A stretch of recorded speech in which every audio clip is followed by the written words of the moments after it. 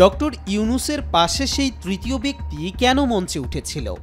আন্দোলনের কেউই কেন চিনতে পারছে না প্রধান উপদেষ্টার পাশে থাকা সেই ব্যক্তিকে?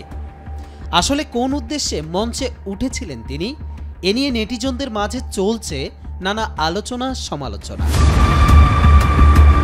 Clinton global initiative leaders stage শীর্ষক এক অনুষ্ঠানে স্বৈরাচারের বিরুদ্ধে কিভাবে ছাত্র জনতা সাহস নিয়ে বুক পেতে দাঁড়িয়েছে সেই ঘটনা পুরো বিশ্বের কাছে তুলে ধরেছেন অন্তর্বর্তী সরকারের প্রধান উপদেষ্টা অধ্যাপক ডক্টর মোহাম্মদ ইউনূস।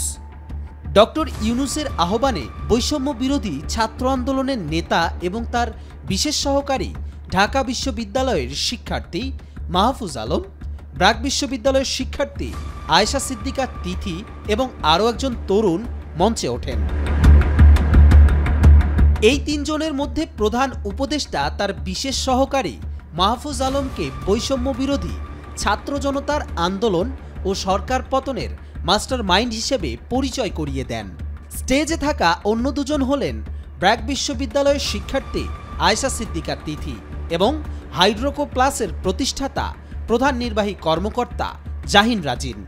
মাহফুজ ও তিথির নাম ডক্টর ইউনূসের সফর সঙ্গীত তালিকায় থাকলেও জাহিনের নাম ছিল না সেই তালিকায়।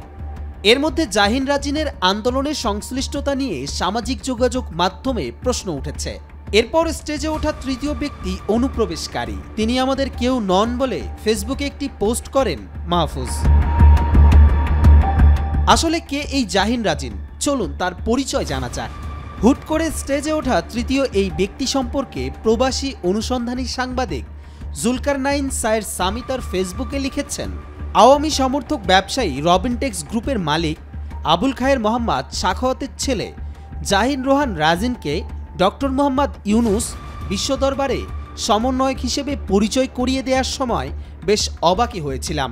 হাজারের বেশি প্রাণের বিনিময়ে যে স্বৈরাচারকে বাংলাদেশের ছাত্র জনতা ঝেঁটিয়ে বিদায় করল, সেই স্বৈরাচার সমর্থক এবং ওই দলের ডোনার ব্যক্তির সন্তানকে সমন্বয়ক হিসেবে স্টেজে তোলার আসল মজেজাটা কি?